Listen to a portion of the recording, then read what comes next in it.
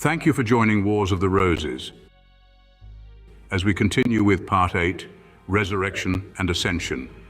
From Esoteric Christianity or the Lesser Mysteries by Besant. Chapter 8, Resurrection and Ascension. The doctrines of the resurrection and ascension of Christ also form part of the Lesser Mysteries, being integral portions of the solar myth and of the life story of the Christ in man. As regards Christ himself, they have their historical basis in the facts of his continuing to teach his apostles after his physical death, and of his appearance in the greater mysteries as Hierophant after his direct instructions had ceased, until Jesus took his place. In the mythic tales, the resurrection of the hero and his glorification invariably formed the conclusion of his death story, and in the mysteries, the body of the candidate was always thrown into a death-like trance, during which he, as a liberated soul, traveled through the invisible world, returning and reviving the body after 3 days. And in the life story of the individual who is becoming a Christ, we shall find, as we study it, that the dramas of the resurrection and ascension are repeated. But before we can intelligently follow that story, we must master the outlines of the human constitution and understand the natural and spiritual bodies of man. There is a natural body, and there is a spiritual body. 1 Corinthians 15:44. There are still some uninstructed people who regard man as a mere duality made up of soul and body.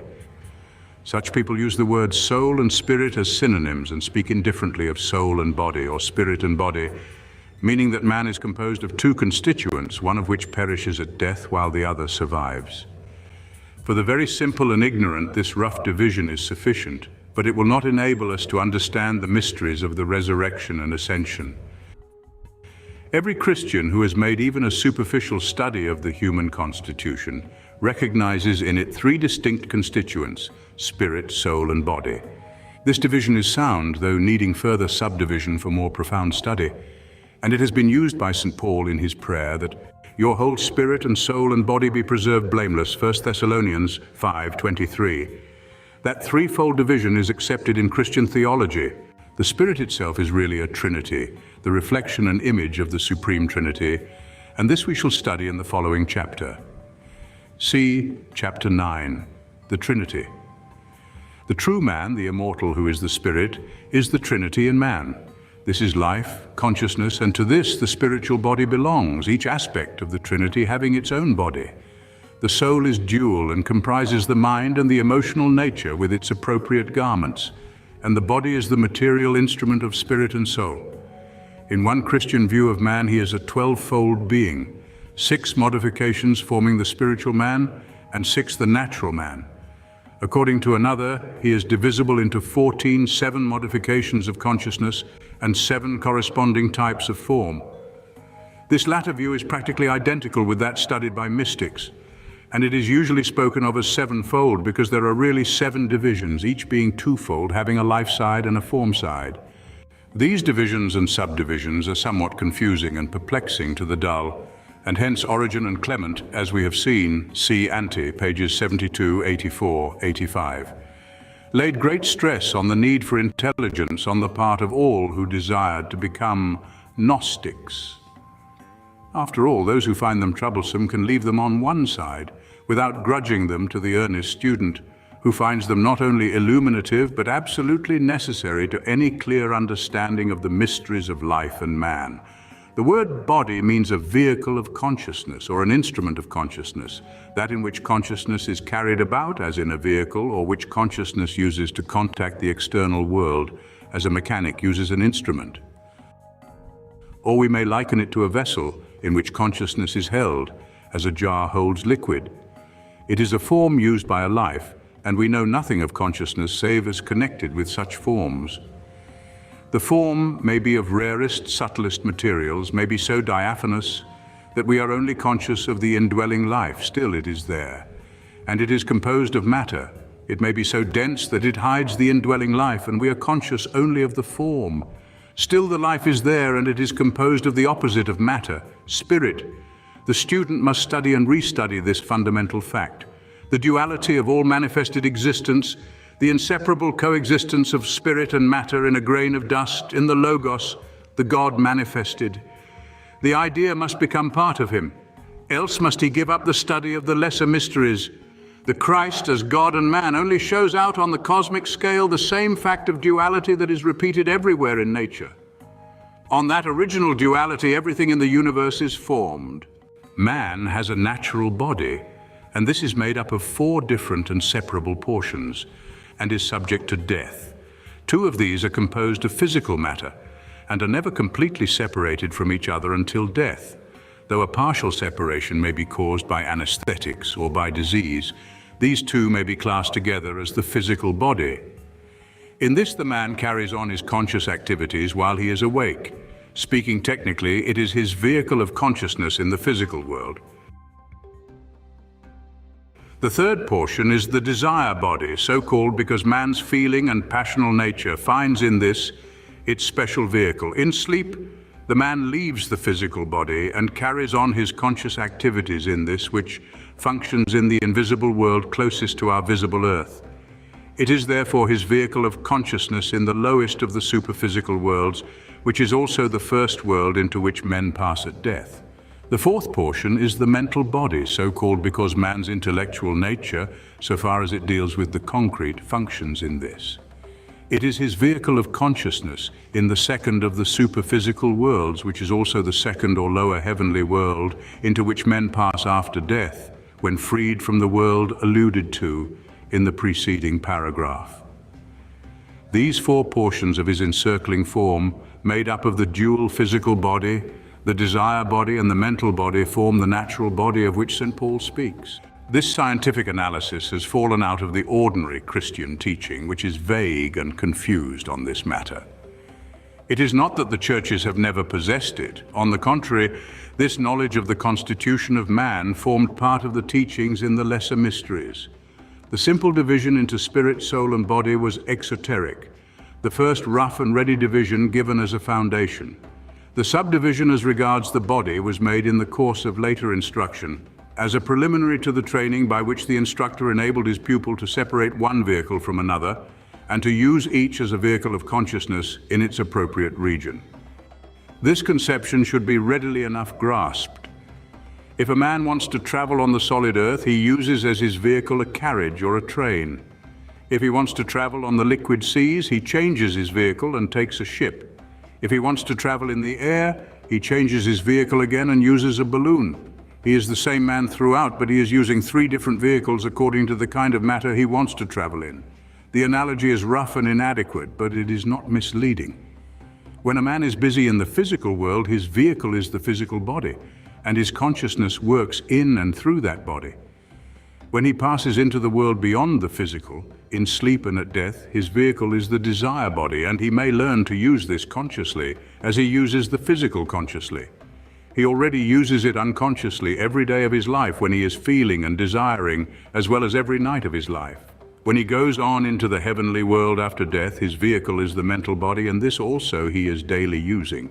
When he is thinking, and there would be no thought in the brain, were there none in the mental body. Man has further a spiritual body.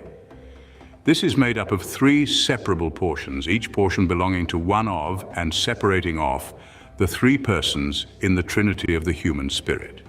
St. Paul speaks of being caught up to the 3rd heaven, and of there hearing unspeakable words, which it is not lawful for a man to utter. 2 Corinthians 12:2-4. These different regions of the invisible supernal worlds are known to initiates, and they are well aware that those who pass beyond the 1st heaven need the truly spiritual body as their vehicle, and that according to the development of its 3 divisions is the heaven into which they can penetrate.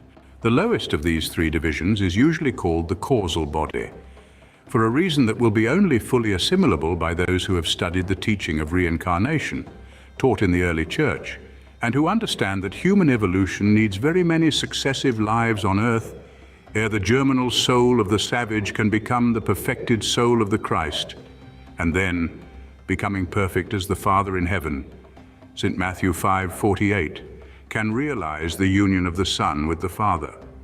St. John 17:22-23, it is a body that lasts from life to life, and in it all memory of the past is stored.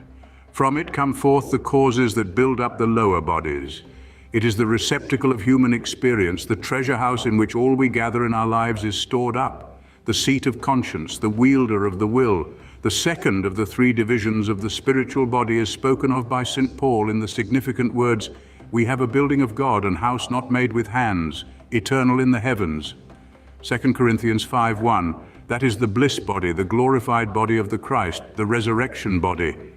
It is not a body which is made with hands, by the working of consciousness in the lower vehicles. It is not formed by experience, not builded out of the materials gathered by man in his long pilgrimage. It is a body which belongs to the Christ life, the life of initiation, to the divine unfoldment in man. It is builded of God by the activity of the Spirit and grows during the whole life or lives of the initiate, only reaching its perfection at the resurrection. The third division of the spiritual body is the fine film of subtle matter that separates off the individual spirit as a being, and yet permits the interpenetration of all by all, and is thus the expression of the fundamental unity. In the day when the Son himself shall be subject unto him that put all things under him, that God may be all in all.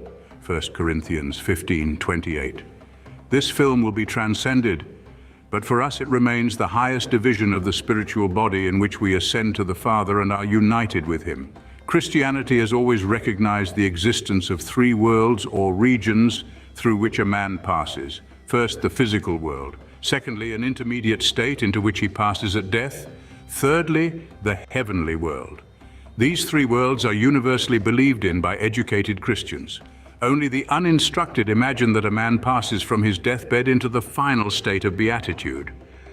But there is some difference of opinion as to the nature of the intermediate world. The Roman Catholic names it purgatory and believes that every soul passes into it, save that of the saint, the man who has reached perfection, or that of a man who has died in mortal sin. The great mass of humanity pass into a purifying region, wherein a man remains for a period varying in length according to the sins he has committed, only passing out of it into the heavenly world when he has become pure. The various communities that are called Protestant vary in their teachings as to details, and mostly repudiate the idea of post-mortem purification.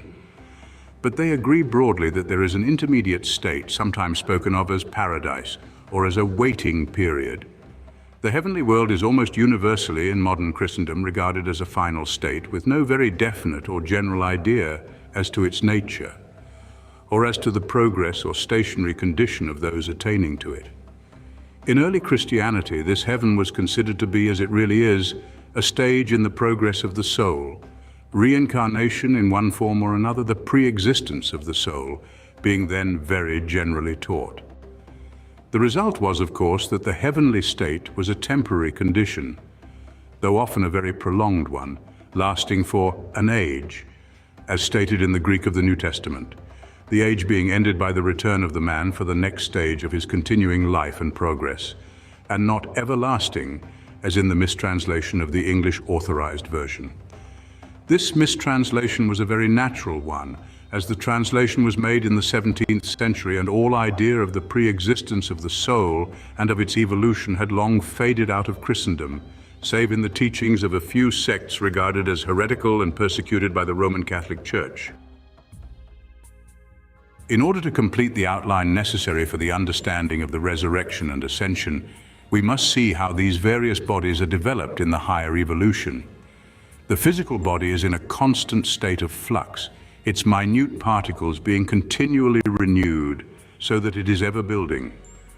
And as it is composed of the food we eat, the liquids we drink, the air we breathe, and particles drawn from our physical surroundings, both people and things, we can steadily purify it by choosing its materials well, and thus make it an ever purer vehicle through which to act, receptive of subtler vibrations, responsive to purer desires, to nobler and more elevated thoughts. For this reason, all who aspired to attain to the mysteries were subjected to rules of diet, ablution, etc., and were desired to be very careful as to the people with whom they associated and the places to which they went. The desire body also changes in similar fashion, but the materials for it are expelled and drawn in by the play of the desires, arising from the feelings, passions, and emotions. If these are coarse, the materials built into the desire body are also coarse. while as these are purified, the desire body grows subtle and becomes very sensitive to the higher influences. In proportion as a man dominates his lower nature and becomes unselfish in his wishes, feelings, and emotions, as he makes his love for those around him less selfish and grasping, he is purifying this higher vehicle of consciousness. The result is that when out of the body in sleep, he has higher, purer, and more instructive experiences, and when he leaves the physical body at death, he passes swiftly through the intermediate state, the desire body disintegrating with great rapidity and not delaying him in his onward journey. The mental body is similarly being built now in this case by thoughts. It will be the vehicle of consciousness in the heavenly world, but is being built now by aspirations, by imagination, reason, judgment, artistic faculties, by the use of all the mental powers. Such as the man makes it, so must he wear it, and the length and richness of his heavenly state depend on the kind of mental body he has built during his life on earth. As a man enters the higher evolution, this body comes into independent activity on this side of death, and he gradually becomes conscious of his heavenly life, even amid the whirl of mundane existence. Then he becomes the Son of Man which is in heaven, St. John 3:13. Who can speak with the authority of knowledge on heavenly things? When the man begins to live the life of the Son, having passed on to the path of holiness, he lives in heaven while remaining on earth, coming into conscious possession and use of this heavenly body. And inasmuch as heaven is not far away from us, but surrounds us on every side, and we are only shut out from it by our incapacity to feel its vibrations, not by their absence, inasmuch as those vibrations are playing upon us at every moment of our lives, all that is needed to be in heaven is to become conscious of those vibrations. We become conscious of them with the vitalizing, the organizing, the evolution of this heavenly body, which being builded out of the heavenly materials, answers to the vibrations of the matter of the heavenly world. Hence, the Son of Man is ever in heaven. But we know that the Son of Man is a term applied to the initiate, not to the Christ risen and glorified, but to the Son while he is yet being made perfect. Hebrews 5:9. During the stages of evolution that lead up to and include the probationary path, the first division of the spiritual body, the causal body, develops rapidly and enables the man after death to rise into the second heaven. After the second birth, the birth of the Christ in man, begins the building of the bliss body in the heavens. This is the body of the Christ, developing during the days of his service on earth. And as it develops, the consciousness of the Son of God becomes more and more marked, and the coming union with the Father illuminates the unfolding Spirit. In the Christian mysteries, as in the ancient Egyptian, Chaldean, and others, there was an outer symbolism which expressed the stages through which the man was passing. He was brought into the chamber of initiation and was stretched on the ground with his arms extended, sometimes on a cross of wood, sometimes merely on the stone floor, in the posture of a crucified man. He was then touched with the thyrsus on the heart, the spear of the crucifixion, and leaving the body he passed into the worlds beyond, the body falling into a deep trance, the death of the crucified. The body was placed in a sarcophagus of stone and there left, carefully guarded. Meanwhile, the man himself was treading first the strange, obscure regions called the heart of the earth, and thereafter the heavenly mount, where he put on the perfected bliss body, now fully organized as a vehicle of consciousness, in that he returned to the body of flesh to reanimate it. The cross bearing that body, or the entranced and rigid body if no cross had been used, was lifted out of the sarcophagus and placed on a sloping surface facing the east, ready for the rising of the sun on the third day.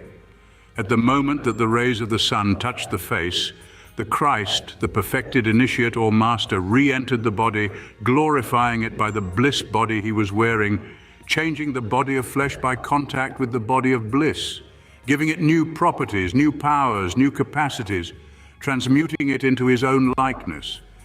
That was the resurrection of the Christ, and thereafter the body of flesh itself was changed and took on a new nature. This is why the sun has ever been taken as the symbol of the rising Christ, and why, in Easter hymns, there's constant reference to the rising of the Son of Righteousness. So also is it written of the triumphant Christ, I am he that liveth and was dead, And behold, I am alive forevermore, amen, and have the keys of hell and of death. Revelation 1:18.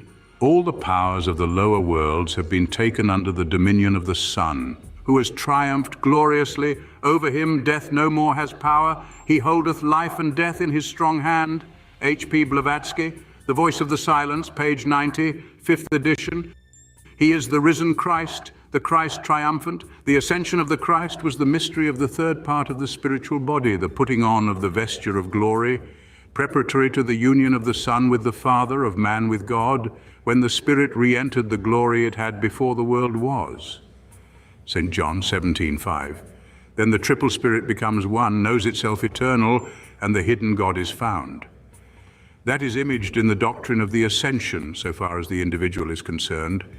The Ascension for humanity is when the whole race has attained the Christ condition, the state of the Son, and that Son becomes one with the Father, and God is all in all. That is the goal, prefigured in the triumph of the initiate, but reached only when the human race is perfected and when the great orphan humanity is no longer an orphan, but consciously recognizes itself as the Son of God. Thus, studying the doctrines of the atonement, the resurrection, and the ascension, we reach the truths unfolded concerning them in the lesser mysteries, and we begin to understand the full truth of the apostolic teaching that Christ was not a unique personality, but the first fruits of them that slept, 1 Corinthians 15:20, and that every man was to become a Christ. Not then was the Christ regarded as an external Savior, by whose imputed righteousness men were to be saved from divine wrath. There was current in the church the glorious and inspiring teaching that he was but the first fruits of humanity, the model that every man should reproduce in himself, the life that all should share. The initiates have ever been regarded as these first fruits, the promise of a race made perfect. To the early Christian, Christ was the living symbol of his own divinity, the glorious fruit of the seed he bore in his own heart. Not to be saved by an external Christ, but to be glorified into an inner Christ, was the teaching of esoteric Christianity, of the lesser mysteries. The stage of discipleship was to pass into that of sonship. The life of the Son was to be lived among men till it was closed by the resurrection, and the glorified Christ became one of the perfected Saviors of the world. How far greater a gospel than the one of modern days? Placed beside that grandiose ideal of esoteric Christianity, the exoteric teaching of the churches seems narrow and poor indeed. Thank you for watching, and please don't forget to share, like, subscribe, and comment. And if you can, please consider donating to Wars of the Roses. Links to PayPal and Patreon are in the description. Thank you so very much.